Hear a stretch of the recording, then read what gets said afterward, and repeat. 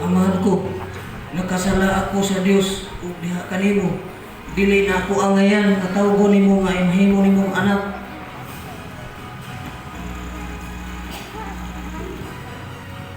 Dali. Adire ang pinatambok ko nating baka ug ihawak kini ug magkumbira kita.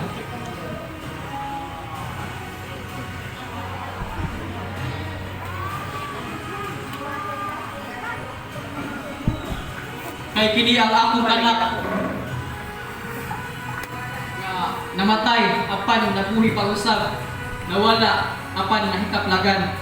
Busa magsadya kita. Alas sa isang kaamahan, dili namin nagdanon kaniya nga nakasala ang iyang anak o giusikan ng iyang kabilin.